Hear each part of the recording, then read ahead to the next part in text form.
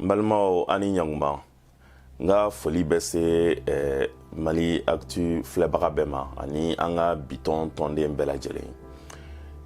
bi an dusuma kasalen don kosɛbɛ kosɛbɛ ka sabu kɛ bamanci wale minnu ye an ka finitigiw sɔrɔ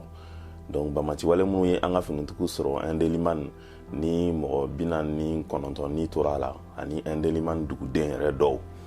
donc a ka kan an ka bɔ an ka tasibila kɛ ka a yira ka lase an ka forow ma ani u somɔgɔw u sara faso ko dilan ma sa sira jugu kan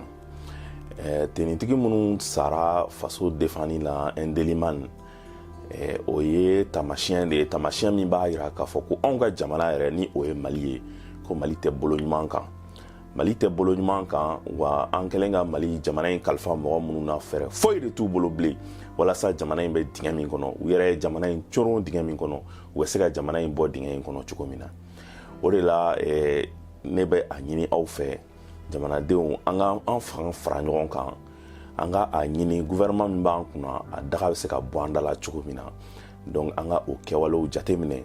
gouvernement in bɛ se ka taa cogo min na parce que a dɛsɛra u ka wele bila mɔgɔw ma dɔnniya bɛ mɔgɔ minnu na a bɛ fɔ min ma ko gouvernement technocrate politiciens sen ka bɔ an ka jamana in kungo la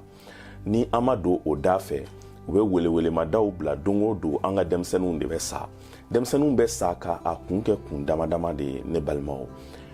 minnu an ka ɲɛmɔgɔya kalifalen don minnu na olu de tɛ décision ɲumanw ta u tɛ décision ɲumanw ta u tɛ kɛlɛ ɲɛdɔn u tɛ baara ninnu ɲɛdɔn politiciens de don ta ɲininaw de don donc ni fɛrɛ ma kɛ technocrates ka na an ka gouvernement sigi gouvernement bɛ jamana bɔ dingɛ in kɔnɔ Mali ko a ko tɔ nɔgɔyatɔ don nka Mali anw t'an sigi ka a bintɔ lajɛ nin dingɛ in kɔnɔ o de la anw bɛ wele bila u ma an ka bɔ an ka fara anw kan an bɛna date fixer donc walasa gouvernement b'an kunna a daga bɛ bɔ an da la cogo min na o kuma masuru ye jumɛn ye an ka Indeliman ni attaque ni a jateminɛ attaque sɔrɔla ka sababu kɛ Faransi tubabu minnu b'an bara yan n'o ye Barkani donc olu de tun ni an ka armée ye bɛnbɛnbɛn siri terroriste ninnu contre la donc janfanci ninnu ni olu contre la donc o ye bɛnbɛnbɛn minnu siri u contre la donc o bɛnbɛnbɛn de y'a to u y'u sɛgɛn kosɛbɛ kosɛbɛ donc u y'u sɛgɛn maintenant Faransi taara Barkani taara ka anw ka armée dɔrɔn to k'an kɔnɔ donc djihadiste ninnu dun ma sa donc u kɛlen k'a dɔn ko Barkani taara o de kɔfɛ u nana anw ka camp attaquer maintenant u ye camp attaquer ni convoi 3 de convoi ninnu bɔra Niger de donc katikati convoi b'a la ani moto convoi ne balimaw ne b'a ɲini aw fɛ djihadiste ninnu n'u ye u ka ja ninnu bila internet ni fɛnw kan aw ka n'u partager parce que ja ninnu kun ye min ye walasa ka anw ka mɔgɔw k'u hakili tiɲɛ djihadiste ninnu tɛ attaque kɛ ni moto dama dama ye mobiliw b'u bolo maramafɛnw b'u bolo u armelen don kosɛbɛ u kun ka ca ni mɔgɔ 100 ni kɔ ye donc sécurité sira ye o ye ne balimaw ni o dɔrɔn taara ka bɔ yen ni an ma wuli k'an jɔ an jɔyɔrɔ la n'an ma wuli an yɛrɛ an ka tabale gosi maliden bɛ fan o fan ni dɔnniya bila min bɛ se nɛgɛ dilan na o kana nɛgɛ dilan min bɛ se dununfɔ la min bɛ se min na an ka fara ɲɔgɔn kan ka jamana in jɔ ka jamana in bɔ nin politicien ninnu bolo ne balimaw nin ye Maliko bannen ye dɛ o kuma masoro ye jumɛn ye Faransi ministre b'an bara ni o ye u ka ministre de la défense ye donc Faransi ministre de la défense muso in aw b'a ye telew ni fɛnw na bi ni sini a bolila ka na an bara parce que Faransi chef d'état-major ni o y'u ka armée ɲɛmɔgɔba ye u ka assemblée ye o ɲininka parce que Faransɛw fana bɛɛ fɛ u bɛ se ka bɔ Barkani bɛ se ka bɔ an bara cogo min na donc u ka cɛ 400 ni cɛ 500 bɛ se ka bɔ an bara cogo min na ou bien ka dɔ bɔ a la Faransi ministre de la défense ko Faransi chef d'état-major ko Barkani tɛ se ka terroriste kɛlɛ ko parce que ko Barkani ye mɔgɔ 400 ani mɔgɔ 500 de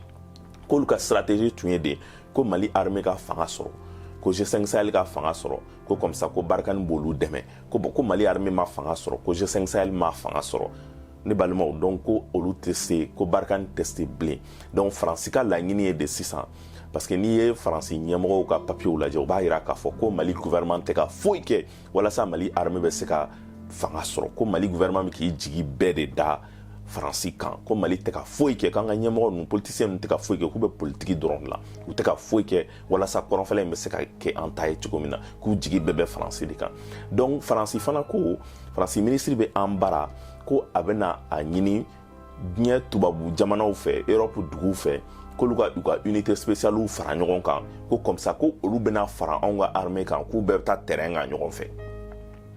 ko donc ko olu ka bɛna Faransi Europe bɛna ka armée fara ɲɔgɔn kan donc olu bɛna force spéciale de olu bɛna fara ɲɔgɔn olu bɛna terrain kan ɲɔgɔn fɛ anw ka jamana kɔnɔ ne balimaw o kɔni ye ko ye ne tɛna fɛn fɔ min kan ne b'a to bɛɛ k'i hakilina di o kan nka tubabuw kana dɔrɔn so anw ka armée la olu ka taga djihadistes kɛlɛ ɲɔgɔn fɛ ko bari ko anw ka armée dɔrɔn tɛ se ko dɔnniya tɛ anw ka armée la ko formation tɛ anw ka armée la n'o tɛ Faransi bɛ an ka armée kɔnɔ kabiri sisan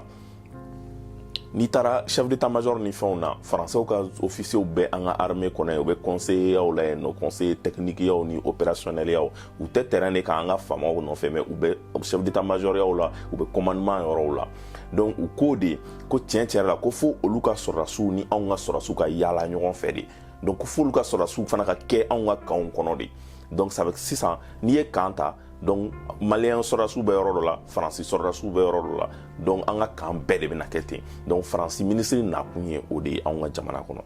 donc ne balimaw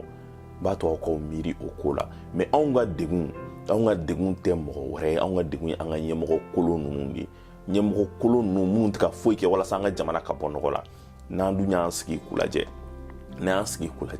an ka jamana tatɔ don k'an bolo dan donc ne kɔni ne bɛ min fɔ aw ɲɛna nin ye ko daminɛ de ye an fatandenw ka saya il faut que fu ka siri a dan na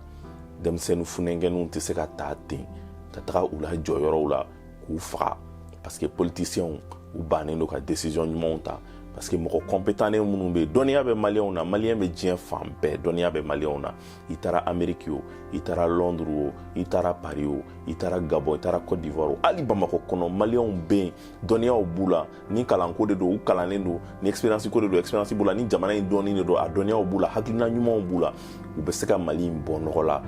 wele ka kɛ olu ma dɛ ni wele ma kɛ olu ma Mali ko kɔni an ka kan bɛna kɛ Mali ni Faransi ka kan de ɲagamini n'o dun kɛra mɔgɔ ye o ko daminɛtɔ dɔn mɔgɔ tɛ o ko bantɔ dɔn donc ko in kɔni filɛ ko in bɛ nin cogo de la hali bi komi an bɛ tasibila wagati kɔnɔ an ka tasibila continuer ka ni tasibila banna an ka tabale gosi an ka bɔ an ka jamana défend donc o de tun bɛ n fɛ k'a lase aw ma bi tɔntɔndenw ani Maliactu filɛbagaw donc k'an bɛn